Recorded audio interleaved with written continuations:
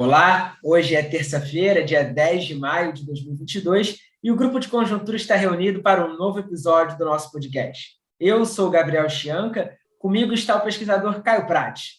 No episódio dessa semana, nós vamos falar um pouquinho sobre conjuntura, um pouquinho das mudanças de projeções de uma variável que é, se não uma das mais importantes, que é o PIB, o crescimento do país. Então, para isso, eu quero convidar o pesquisador Caio Prati. Obrigado, Gabriel. Bom, começar um pouco dando o contexto internacional, muito rapidamente, como é que ele está batendo na gente, para situar melhor a questão do crescimento esse ano e o ano que vem. Nas últimas semanas, a preocupação no mundo com a escalada da inflação, ela aumentou bastante, na verdade. Cresceu a percepção que a derrubada da inflação, de uma inflação tão alta como está ocorrendo no mundo, de forma generalizada, vai acabar exigindo juros bem mais altos do que o mercado financeiro tem precificado até agora. E esse quadro, nesse cenário, vai se tornando cada vez menos provável que você possa ter compatibilizar uma desinflação acentuada, como a gente vai ter que ter nos próximos anos, um pouso suave da economia, em particular da economia norte-americana. Isso, dito de outro modo, quer dizer, isso significa que, na verdade, aumentou o risco no mundo, nos Estados Unidos, em particular, de estagflação, com algum risco, inclusive, de recessão, que não pode ser inteiramente desprezado. Um marco recente desse aumento das preocupações no mundo, nesse quadro que eu estou descrevendo, foram as declarações do presidente do Fed, do Jerome Powell, em 21 de abril, quando ele deixou bem clara a preocupação dele com a inflação nos Estados Unidos, muito pior do que ele estava imaginando, e dizendo que teria que acelerar o ritmo de alta de taxa de juros básica lá a cada reunião, sugerindo e dizendo explicitamente que a taxa de 0,5 de alta a cada reunião estava na mesa do Fed. Isso já provocou uma reação importante no mercado financeiro, no preço dos ativos e tudo mais, até que na semana passada houve a reunião do Fed, dia 4 de maio, quarta-feira passada, e o Fed, de fato, elevou a taxa de juros básica lá nos Estados Unidos em 0,5, e também fez uma sinalização de mais dois aumentos nessa mesma magnitude nas próximas reuniões, deixando em aberto o futuro.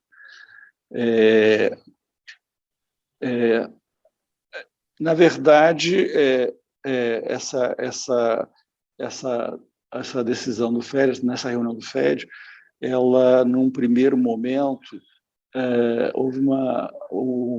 os investidores do mercado financeiro global reagiu bem, quer dizer, achou com certo alívio em relação ao que foi anunciado, porque, a verdade, havia o temor de um discurso bem mais duro do Jerome Powell. E esse alívio, só que esse alívio foi um alívio de curtíssimo prazo, na verdade concentrado no dia que houve a reunião do Fed, quarta-feira passada, dia 4 de maio. Foi um dia que as bolsas subiram, até a bolsa brasileira também subiu, na esteira da elevação, do aumento da reação positiva da bolsa nos Estados Unidos. Só que, como eu falei, isso durou um dia, na verdade. Logo em seguida, os investidores começaram a reavaliar e tentar explorar melhor. Houve uma reavaliação do entendimento das implicações desse discurso mais suave, mais dovish, né, no jargão do mercado financeiro do Powell sobre a política monetária. E a visão predominante passou a ser outra, de que, na verdade, isso aumenta o risco de ter que haver uma alta muito mais forte dos juros no futuro, com impacto, o que teria impacto muito negativo na atividade econômica lá na frente, Então, houve uma mudança brusca de percepção de um dia para o outro. Então, passou-se de um alívio com reflexo positivo em bolsa e outros ativos para o contrário, a partir de quinta-feira. As bolsas caíram bastante lá e aqui no Brasil também. Continuaram caindo nos dias seguintes. E os juros subiram lá, os juros futuros subiram nos Estados Unidos, também subiram aqui no Brasil. E, em particular, a taxa de juros mais longa, a taxa de juros de 10 anos nos Estados Unidos, que é uma referência, a principal referência para o mercado financeiro global, ela ultrapassou 3%. Lembrando que ela estava, quando começou o ano, em 1,5%. Então, houve toda uma reação desse tipo. Bom, ao contrário dos Estados Unidos, né, que ainda estão bem no início do ciclo deles de aumento da taxa de juros para conter a inflação, no Brasil esse ciclo já está bem mais adiantado, né? Já nos últimos meses de 2021, nós tivemos o Banco Central já colocou a taxa Selic no chamado território restritivo, que é acima da taxa neutra, que é o que significa isso? É quando o Banco Central passa a perseguir de forma deliberada um crescimento mais baixo do PIB, que seja inferior ao crescimento potencial, e usando isso, um crescimento abaixo do potencial, como um instrumento, uma chave para tentar conter a inflação. Nós entramos nesse território já no final do ano passado, a Selic entrou nesse território. Mas o fato é que, do final do ano passado para cá, as más notícias têm se acumulado. Quer dizer, a inflação no Brasil tem surpreendido negativamente de forma sistemática.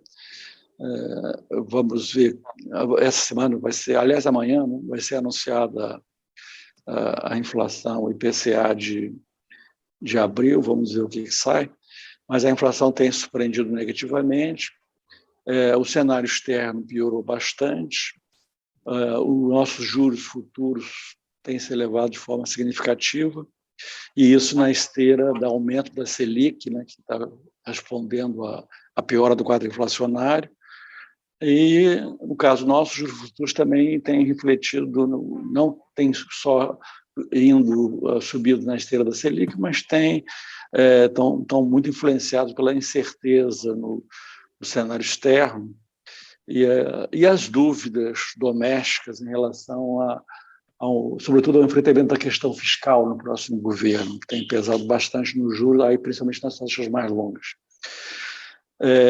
Assim, nesse quadro, quer dizer, se a gente pegar os juros futuros, se a gente concentrar, por exemplo, nos juros de 1 ano, que são a taxa de juros que precifica a Selic, a taxa Selic média esperada pelo mercado no horizonte de 12 meses. E por sinal, é a taxa que mais influencia a atividade econômica, um pouco à frente.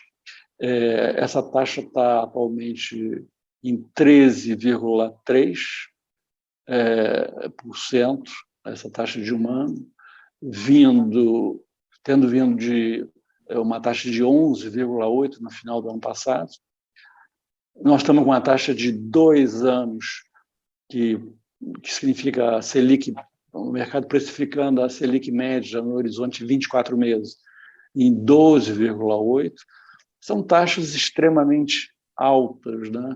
E que embutem prêmios de risco muito elevados para o desempenho da economia brasileira, digamos, no biênio 2023-2024.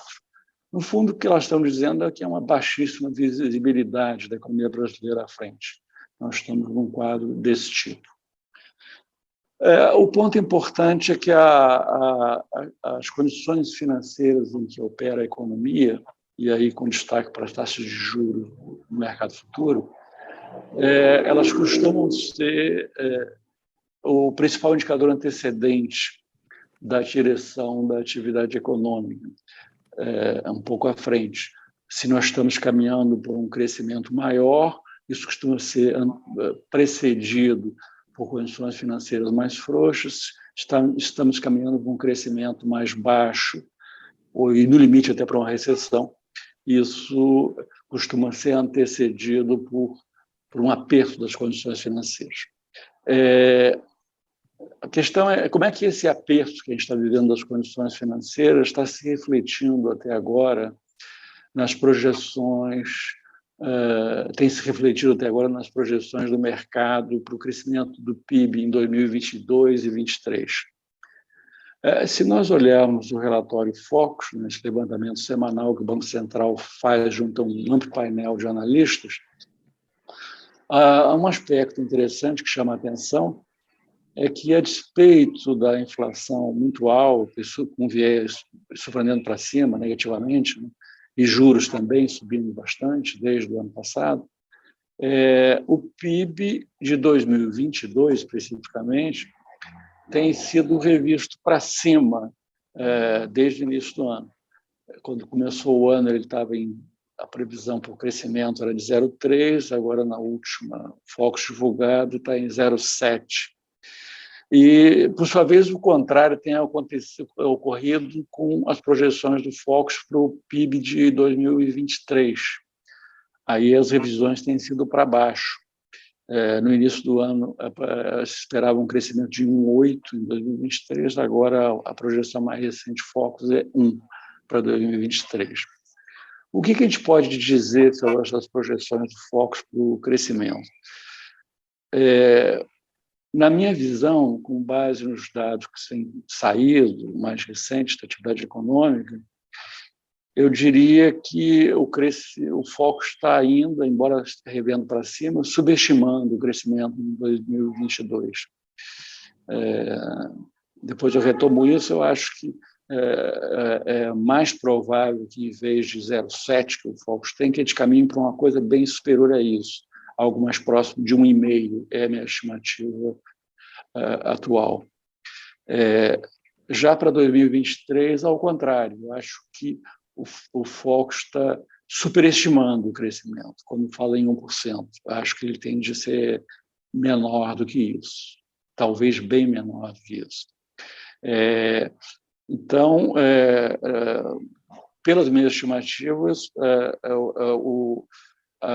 essas revisões do Focus para melhor em 2022, para pior em 2023, vão continuar. Se eu estiver correto, o Focus vai continuar revendo dessa forma o PIB de 2022 e 2023.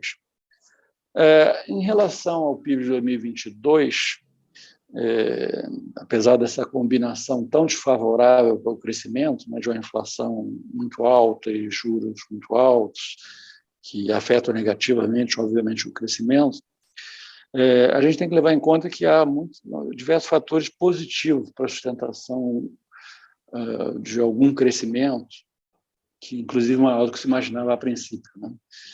E eu digo de passagem que são fatores que não devem sustentar, não devem se manter no ano que vem, mas que nesse ano eles têm impacto positivo. Quer dizer, não são fatores sustentáveis, mas afetam o desempenho especificamente desse ano. Resumidamente, eu destacaria, dentro dos fatores de sustentação do crescimento desse ano, olhando primeiro pelo lado da oferta, ali, principalmente o setor de serviços, dado que a normalização do setor de serviços pós-pandemia, em particular daqueles chamados serviços prestados às famílias, que envolvem alojamento, alimentação fora do domicílio, entretenimento, etc., etc., ainda tem um bom espaço de recuperação, e tudo indica que o desempenho do setor de serviços vai ser bom esse ano. Em termos de contribuição para o crescimento, é a variável que vai contribuir mais. Também tem um desempenho bom da agropecuária, aí também favorecido, potencializado pela alta de preços de commodities no mundo, elevando a renda desse setor. E olhando pelo lado já a indústria, aí para encerrar o lado da oferta, acho que a indústria deve ter um crescimento muito próximo de zero esse ano. Mas serviços vai ser um grande fator para explicar um desempenho, pelo seu peso no PIB, pelo seu bom desempenho, para explicar um desempenho mais favorável esse ano do que se vinha se imaginando. Do lado da demanda, a gente tem que dar um destaque grande ao aumento dos gastos de estados e municípios. Eles encerraram ano passado com uma disponibilidade de caixa muito grande, aí de 140 bilhões de reais, fatores totalmente circunstanciais, não vão também se manter, mas isso significa que eles estão com caixa para fazer o que já estão fazendo, que é ampliar bastante gastos com pessoal e gastos com investimentos. Então, isso é um fator importante para o desempenho da economia nesse ano. E tem esse conjunto de estímulos que vai começar a operar a partir de agora, exatamente, que estímulos principalmente para o consumo das camadas de renda mais baixa, que é o saque do FGTS, a antecipação do 13º, uma ampliação significativa do acesso ao crédito consignado, né, que tem juros muito baixos, e assim por diante. Pela minha estimativa, o IBGE vai divulgar o PIB do primeiro trimestre no dia 2 de junho. Pela minha estimativa, o PIB do primeiro trimestre ele vai ficar mais ou menos, vai ficar perto de 1% acima do PIB médio do ano passado, PIB do primeiro trimestre agora, que vai ser divulgado. Isso significa o seguinte: se o PIB do segundo ao quarto, o PIB médio do segundo ao quarto trimestre for exatamente igual ao do primeiro, a economia cresceria 1% esse ano, que já é mais do que o Fox está prevendo, que é o 0,7%. Só que eu imagino que vai ficar um pouco acima disso, na verdade. Me parece que é praticamente certo um bom desempenho no segundo trimestre em relação ao primeiro. Então, o PIB médio do primeiro semestre já vai ser maior do que desse 1%, acima do PIB médio do ano passado. O do terceiro trimestre me parece que tende já a ter a arrefecer, provavelmente um quadro mais perto da estabilidade em relação ao segundo, e é bem possível que tenhamos uma queda do PIB no quarto trimestre, tanto pelo efeito defasado dos juros altos, que aí vão estar operando com muito mais força mais à frente, dadas as defasagens da política monetária, o seu impacto na atividade econômica e depois na inflação, e também porque os estímulos temporários que estão beneficiando a economia no curto prazo também já não estarão atuando mais no final do ano. Então, é bem provável que no quarto trimestre a gente tenha uma queda do PIB. Mas, na média do ano, eu acho que ficaria mais próximo de 1,5%, talvez entre 1,3% e 1,5%, uma coisa por aí. Eu estou esperando, obviamente, ser divulgado o PIB para ter contas uma estimativa mais precisa assim, do que pode estar ocorrendo. Mas, por enquanto, é essa a ideia. Então, esse é o quadro para 2022. Não sei se o Gabriel quer falar alguma coisa sobre isso, ou se eu entro já em 2023 e depois a gente faz uma conversa mais à frente. Acho que fica o interesse na gente abrir melhor esse quadro para 2023 e caminhar para encerrar nossa conversa por hoje com essa informação. Tá. Já para 2023, quer dizer, a situação parece bem mais complicada, que a gente tem do lado externo, a gente vai ter alta dos juros dos Estados Unidos, condições financeiras certamente bem mais apertadas nos Estados Unidos. Isso tende a puxar para cima o dólar, valorizar o dólar no mundo, tende a provocar uma tendência inversa de queda de preços de commodities.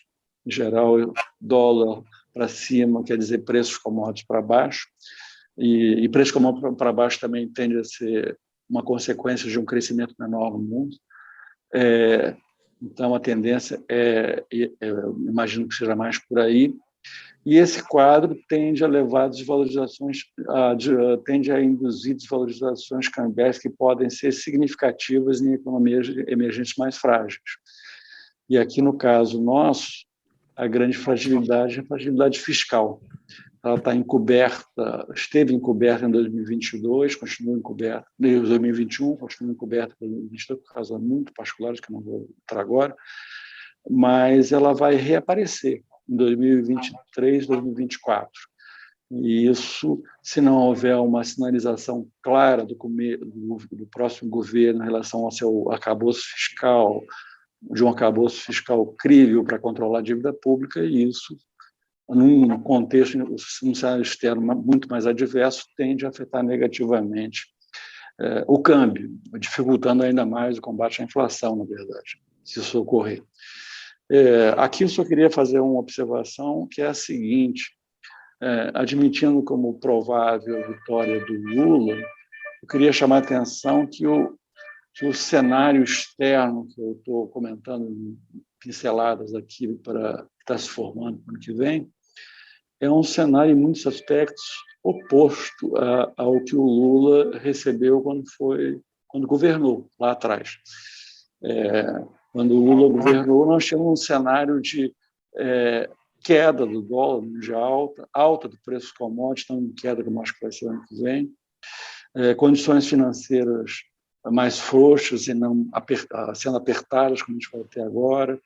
Era um quadro com ampla disponibilidade de recursos para economias emergentes, que não deveremos ter o ano que vem.